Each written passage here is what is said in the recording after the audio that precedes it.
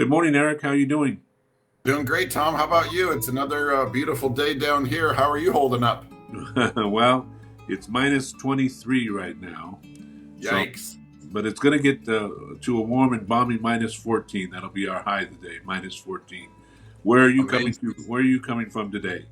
I'm on the coast of Costa Rica on the Pacific side, just outside of Tamarindo. High should be about 85 today, so definitely don't hate me, that's for sure. Well, we don't hate you. In fact, we wish we were there with you. But let's talk about real estate. The market stats are in, big key indicators, both nationally and that means that we have to take those national figures and make some sense into them with the Williston market. What are you saying?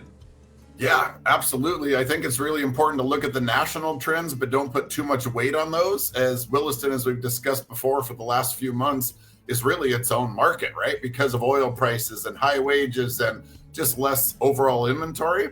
So, what I would tell you is that home prices for the first time in a year on a national basis only increased by single digits, 9.5%. Previously, the last 11 months, they had increased by double digits. So nationally, things are slowing down. Active listings, in other words, the amount of listings currently on the market, are up 55% nationally. Lots more inventory stuff sitting there. It's taken about 10 days longer to actually get properties under contract on a national basis.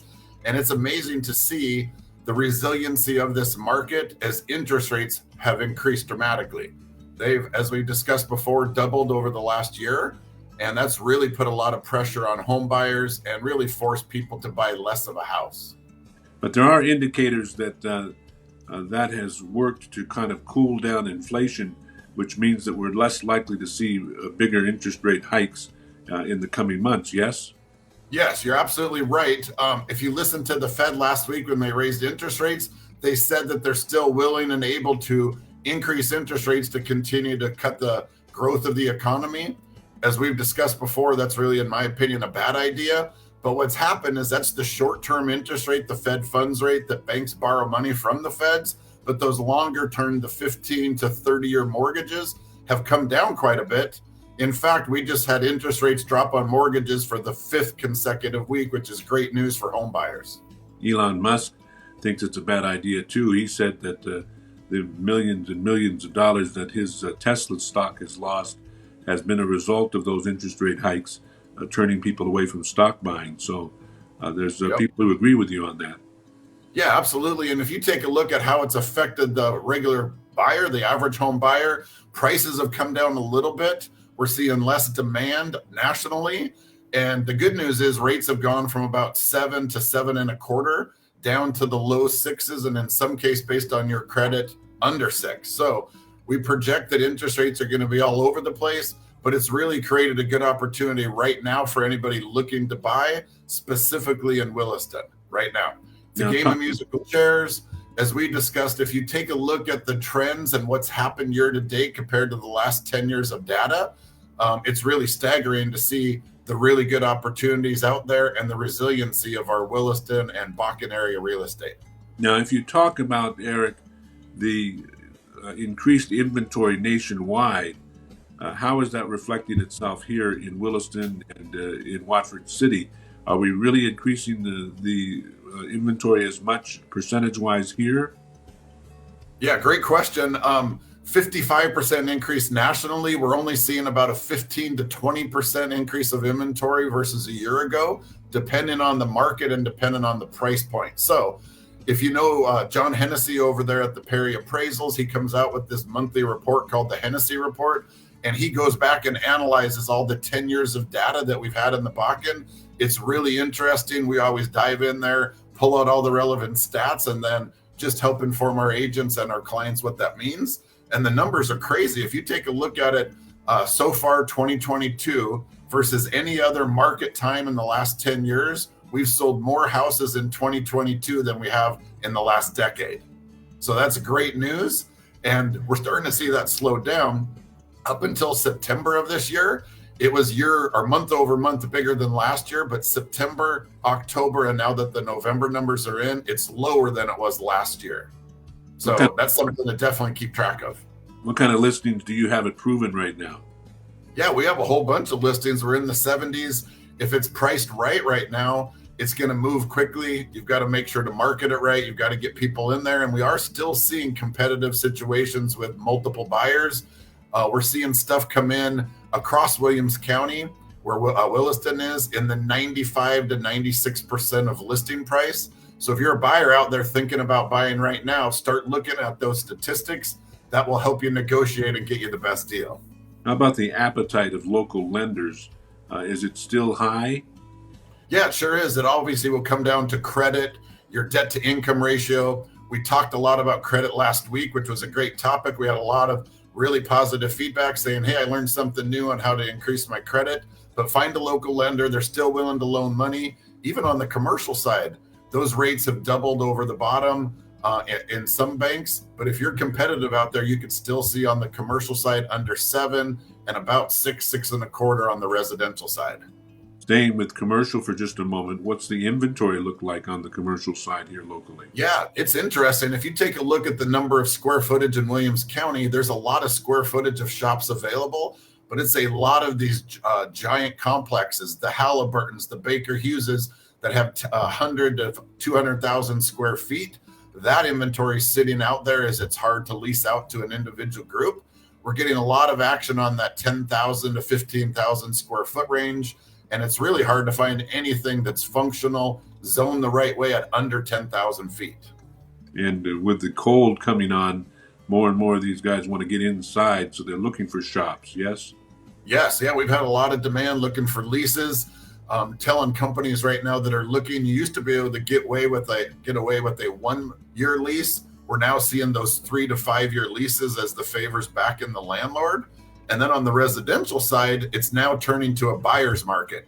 Inventory's a little bit more inventory out there. Prices are starting to come down a little bit, as we discussed, of the percentage of listing price.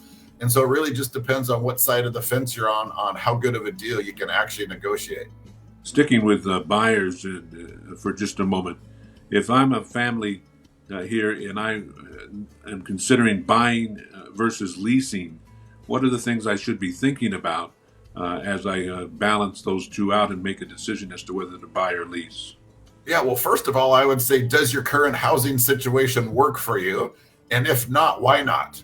Is it a situation where you don't have enough room and maybe you're having family and friends over for the holidays and you're all sitting around crammed in a place?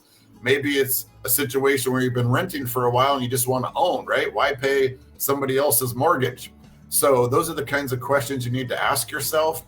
And then will your rent go up? In a lot of these cases, they're going up 10, 20, 30% versus where you were when you started. So if you could buy something for the same monthly payment that you're going to pay for your higher rent, now's the time to buy. It was a time in the last 24 months where landlords were thinking about reducing rent. Now you say that they're back into thinking about it. Occupancy in Williston's up in the mid-90s for most apartments and other complexes. It's almost impossible to find a single family house to rent. So if you want to increase your housing situation, you want to move into something, now is the time to do it while interest rates are down, while you can still afford to. And the winter months traditionally give you a lot better opportunities to make deals. More motivated sellers, less people going out there to brave the cold. Interest rates have pulled back, as we discussed, so you can now assumingly get 10 to 20% more in purchasing power than you could just a couple of months ago. So it's really relevant that now is the time. And really, you need to ask yourself, as you're buying all these Christmas presents for your family and friends and putting all the money into presents your kids might not ever use and appreciate, does it make more sense to buy a house?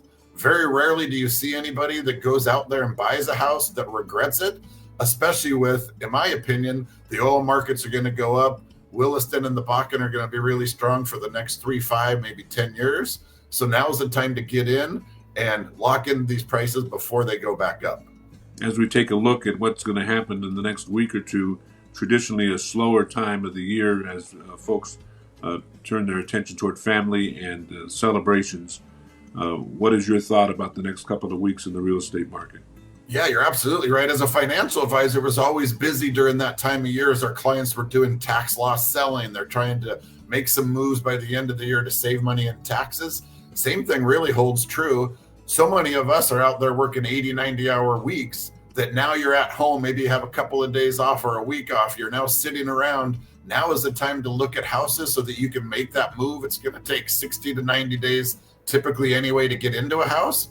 So if you actually focus now, find a good property search website. We recommend Proven Realty ndsearch.com. That'll give you a full analysis of literally every listing out there. You can set up saved searches and really have it set up so that if a house does hit your price range and your needs, that you know about it right away. You jump on it and go get a tour right away. And then most specifically, get pre-qualified from a local lender. That way, when you do see something that you like, you can pull the trigger. We have an agent on our team, Emery, who wasn't really looking for a house. A good one came up. Her and her family decided to jump on it and locked into it and ended up getting a great price and has never regretted a single day having her own place. All right, Eric. Sounds great. Anything further? No, that's it. I just want everybody to be safe out there, stay warm. And if you need anything, give us a call. We're always happy to help. And certainly thanks again for your time.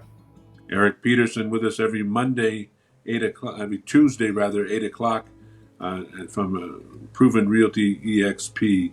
And we enjoy talking to him, getting you up to date on the very latest in real estate.